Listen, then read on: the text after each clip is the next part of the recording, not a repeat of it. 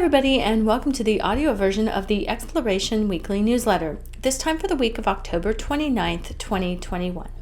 I'm Renee Meredith, the COO of Exploration, and as always, a shout out to Heidi So and Jules Ramos for their hard work on our newsletter every single week. And now, the news. YouTube ad revenue increases to $7.2 billion in latest quarter. YouTube brought in $7.2 billion in advertising revenue during the third quarter, a modest increase from its previous quarter. The video platform is close to surpassing the revenue of Netflix, which reported $7.5 billion in Q3 revenue on October 19th. Last quarter, YouTube brought in more than $7 billion in advertising revenue, outperforming the video platform's Q1 ad revenue by roughly $1 billion. Google advertising accounted for $53.1 billion of Alphabet's total $65.12 in revenue reported during Q3, roughly a 5% increase from the $61.88 billion reported in Q2, and a 41% increase year over year. YouTube has continued its focus on short-form video through its YouTube Shorts offering. In late July, Shorts had surpassed 15 billion daily views. SISAC reports 10.7% drop in 2020 global music royalty collection due to pandemic. Global royalties collections for music creators dropped 10.7% during 2020 due to the pandemic, declining by nearly 1 billion euros to a pre-2017 level of 8.12 billion euros, according to the 2020 Global Collections Report published by SISAC, the International Confederation of Societies of Authors and Composers. The collections were a setback after years of consecutive growth. Relatedly, digital collections were up significantly, reflecting the growth in streaming that was a corollary effect of the pandemic. Digital music revenues increased by 16.2% in 2020 to reach 2.4 billion euros. Digital overtook live and background for the first time to become the second largest income stream. Music collections from live and public performance fell by 45.2% as lockdown measures took effect across the world. Spotify subscriptions reached 172 million in Q3, up by 7 million on the previous quarter.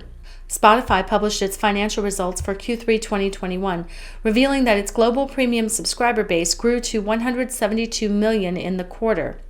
That was up 19% year on year and up by 4% or 7 million subscribers on the 165 million that Spotify counted at the end of the prior quarter. The company's total global monthly active users, meanwhile, grew 19% year on year to 381 million in Q3 2021 and by 4% compared to the previous quarter. When the platform counted 365 million, Spotify's premium subscriber growth was up by 6% on the prior quarter, and the average monthly revenue per user in Q3 was up 4% year on year. Meanwhile, Spotify's ad-supported revenue was up 17% on the prior quarter and up by 75% year on year. The music streaming company also says that it saw improved momentum across the 86 markets launched earlier this year, with outperformance led by South Korea, Bangladesh, and Pakistan. New bill in Congress would empower indie artists to negotiate for better streaming rates. The Protect Working Musicians Act, aiming to give independent music artists and labels the ability to bargain for higher royalty rates, was introduced by Representative Ted Deutsch this week, endorsed by the Association of Independent Music and the Artists' Rights Alliance. The new legislation would allow indie artists to band together to negotiate with streaming platforms and make antitrust laws no longer an obstacle to those provisions, as well as grant artists the ability to collectively refuse to license their music to any dominant online distribution platform that doesn't pay market rates. Currently, as freelancers, independent artists aren't allowed to collectively bargain and have no union to bargain for them. Streaming services propose new royalty rates for songwriters and publishers. Spotify, Amazon, and Pandora are proposing lower rates for publishers and songwriters for the period spanning 2023 to 2027 than any year since 2018. On Thursday, October 21st, the CRB posted the digital music services rate proposals for the term, also known as Phonorecords 4, and those streamers are recommending lower rates, mathematically speaking, than any of the yearly figures set by the CRB Phonorecords 3 determination that covers 2018 to 2022. That rate is, however, currently under an appeals court remand, and it's unclear if its previous determination will stand.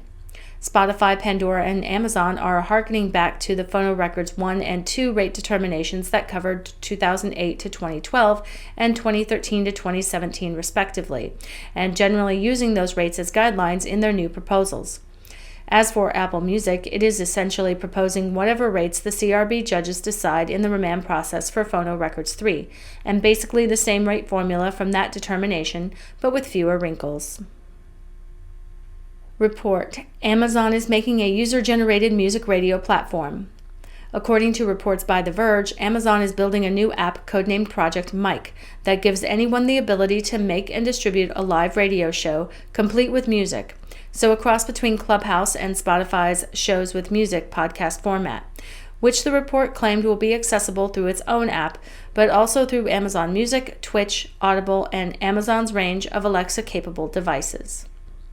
That's all for me this week. Thank you all for listening, and don't forget to click subscribe for more content from Exploration. And as always, please remember to be kind to each other.